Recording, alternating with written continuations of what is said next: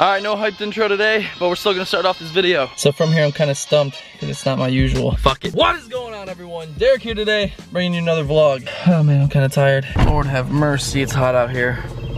Anyways, as you guys can see, I am now in the Camry, and that's because the Mustang is still not fixed. Oh, better put this thing on before people in the comments start roasting me. So as I was saying, many of you guys, if you've been watching the videos lately, you know that the clutch quadrant on blue actually took a shit. Let's put these windows up.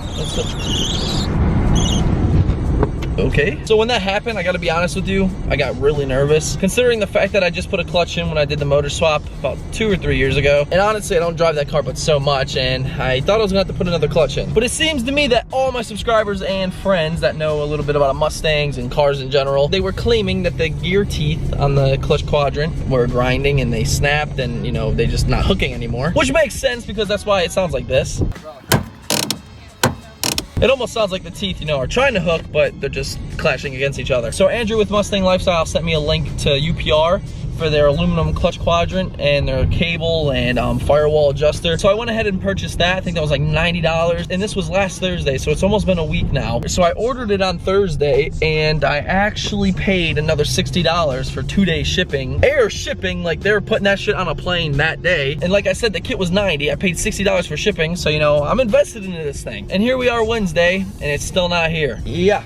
Not too happy about that. And I actually had a subscriber that lives about 2 hours away in North Carolina. He was gonna come down last weekend with his Mustang. We were gonna film a vlog and he was also gonna help me replace it because he's done multiple on his car. Well, I don't know on his car, but cars in general. Anyways, guys, I'm pulling up to my dad's house now and it looks like my father is home. So I'm gonna go inside real quick, see what's up with him, and we're gonna kick off. Oh, hello, Blue. But yeah, we're gonna go ahead and kick off this video. And this is not cool because when I just pulled up, I noticed I just can't win. Battery's probably toast. Looks like we have a little bit. I don't know if it's enough to start it, but anyways, clutch is broken, so no point. Hello, Veronica. I can't wait to install you. And for those of you watching this video right now and don't know what's in that box, yeah, we have a problem. The problem is you didn't watch one of the most important videos to land on my channel revolving my car. So you better get to it. Click the link right up there. I mean it. You better go watch that. All right, and for those of you that didn't click off the video to go watch it, maybe this will encourage you to do so. Okay, are you gonna focus or no? There we go. Vortec.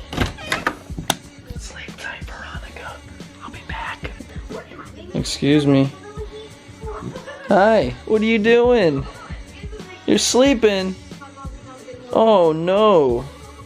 Oh yeah, it looks like you did, man. Okay, all right, I'll leave you alone. Love you. All right, everyone, so we can jump right into the meat and potatoes of this video. So like I said, for those of you that didn't watch Monday's video, and for those of you that did, and really quick, speaking about that video, the statistics that happened that day, in the first hour, I think I had like 3,000 views or something like that, which is mind-blowing. I've never ever had that happen. So yeah, thank you for whoever was honestly that interested in it. So yes, I am supercharging the car, and I am beyond excited about it. You guys have no idea. I'm so excited about it, to the fact to where I've literally watched every single Vortec and New Edge related video on YouTube. And the funny thing is I still go back and look for newer videos and I just can't find any. But yes, we did get the Vortec V3 SI kit for this car. And with the supercharger obviously comes the supporting mods that I'm gonna need. So it's funny that I mentioned that. As I said, I've been watching a lot of videos on YouTube about the Vortec systems and the New Edge cars. And to be completely honest with you, and it makes me so mad, there's nobody on YouTube that went step by step by step with the Vortec kit on this car. But you know, that's my main goal with this build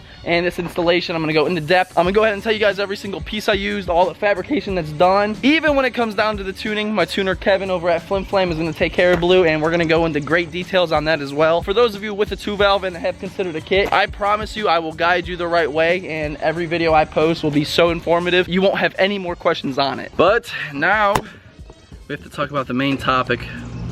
Seriously. All right, I think that's a pretty good view. All right, so you know, with the supercharger, obviously many of you guys know that I've talked about a Coyote Swap, and obviously I didn't go through with it, so that's why I feel I owe you guys an explanation on the why I didn't go through with it, or you know, why I didn't really find it necessary or worth it. Now, first thing, disclaimer, before somebody in the comments, you know, becomes a smart aleck and says, dude, a Coyote Swap is totally worth it. It's a great platform. They're super reliable, obviously, but for my circumstances, it's not really worth it, and here's why. So, behind me is my 1999 Mustang GT, 1999 with a 4.6 liter 2-valve. And here on YouTube, I've accumulated over 61,000 subscribers with a car from 1999. You're probably not putting 2 and 2 together. So a little scenario for you. Let's say I went through with the Coyote Swap.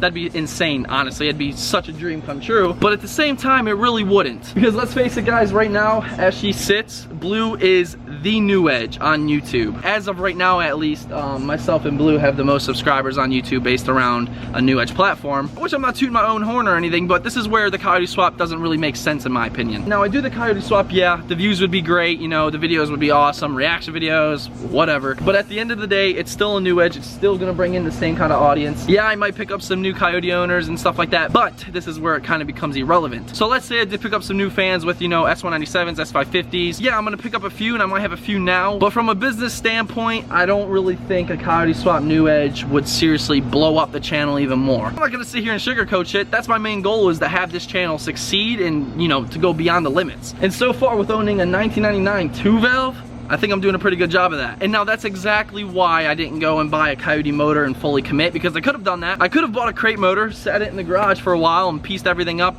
And you know, before you know it, I could have had a Coyote Swap, but that would have been a lot of time. So that's exactly why I went with the blower. I slapped the blower on. It remains a 2-valve. It has 46,000 miles and she looks damn good. And you know, from there I can relate with everybody on the 2-valve level. Hey, if you want to spend about $6,000 to $7,000, you can add another 150 horsepower to the wheel on the stock block. And honestly, that's why I think it was the smartest move to go with a blower for this car, because after this car's done as in blower, new paint, and maybe some more cosmetics, I actually plan on buying a new gen Mustang, whether it's an S197 or an S550, to branch out even more. And honestly, from there, the sky's the limit. We get an S197, S550, we put a blower on it, do some mods, film all that. It's gonna be insane. Trust me, I'm planning for long term. So any of you guys, you know, taking business classes or anything like that, or have a business mindset, at the end of the day, this is my business, and honestly, I really do think I made the right choice by just getting a Vortec blower, throwing it on there, and then after this is done, buy a new car and start over. Obviously, Blue is never going anywhere. This car will always remain in my possession till the day I die, unless somebody has $60,000 cash, then, you know, we can work out a deal. But no, all kidding aside, the car's never going anywhere, and to throw a new gen Mustang into the mix later on, I just think it's gonna be home run for me, honestly. But you know, I want that blower, I want that sound, and at the end of the day, I just want to whip some stock Coyote ass with the 2-valve. I mean, that's pretty sweet if you ask me. So, there you have it, everyone. That's the explanation of exactly why I didn't go through with the Coyote Swap. I know many of you guys understand that, and for those of you that don't,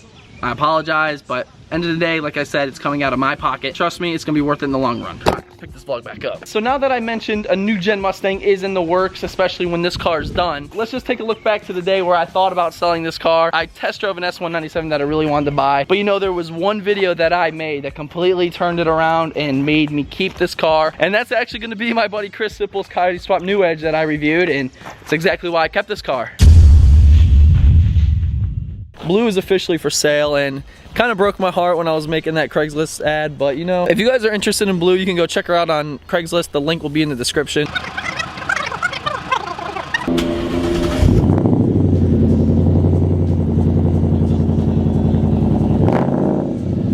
As you can see, he just started this thing up, and it's kind of exactly what I'm looking for. You know, he has the exhaust on it. It's a 14 premium, like I said, has the backup camera, all that stuff, so I don't know. Definitely gonna check this thing out, and it's in my price range, so. All right, 2001 Mustang GT. Oh, whoa, what is that? Woo! All right, yeah, I don't think this is stock, everybody. Let's get into this. This Mustang GT actually belongs to a really good friend of mine, Chris Sipple. And the great thing about this car is it has over 300,000 miles on the motor. Wait, did I say has? Well, it had 300,000. Now it has a 2016 Mustang GT Coyote Swap. Many of you guys know that I own a 1999 Mustang GT Blue 2-valve. I'm currently in the process of selling the car, but jumping into this thing, I'm definitely second guessing myself. Now, I'm not gonna go too much into that video. If you watched the video, then you obviously know I was planning on selling this car. And a couple days later, I actually linked up with my buddy Chris Sipple, and I did a review on his Coyote Swap New Edge. That totally was a smack in the face and opened my eyes and said, Derek, you're a dumbass. You're not selling this car. You have a 1 in 500 Bright Atlantic Blue Mustang. You're keeping this shit and you're gonna build it. So that's exactly why I had the vision for this car to Coyote Swap it, because let's be honest, his car is badass. And if you've ever driven an S197 or S550 and then you jump into a new Edge with that motor, it's unreal. But you know, as I said, things change, people change, and my mind changed. So that's pretty much it, everyone. I just wanted to give you guys an explanation on exactly where I'm coming from and what my thought process was. That's all I have for you today. Currently waiting on my clutch quadrant to get in the mail, so you know I can plan out that video and get that thing fixed. But really quick, guys, for those of you that didn't watch Monday's video or you want to watch it again, go watch it. I introduced the Vortex supercharger, and yeah, I'm excited for that. Anyways, for those of you that enjoyed today's video, make sure you drop a like, drop a comment with any questions and concerns. If you want to say what's up, that's cool too. And today's DBP vlog shout out is going out to 2Valve Rudy. Rudy, that looks pretty accurate. Keep up the good work. And for those of you that want a chance to win a shout out on the vlogs, make sure you follow me on Instagram at DerekBaranProductions and use hashtag DBP Squad on all your posts. As you guys know, every time I film a video such as this one, I go to hashtag so you used it, and boom, shout out. Just a reminder, we have a video dropping Friday about the car, maybe an update, hopefully it's fixed by then, and my response to the call out from Street Speed 717, so make sure you guys don't miss it. Anyways, I'll see you guys then, but until next time, we'll see you later. Blow up. I don't even understand how the fuck my plug talk.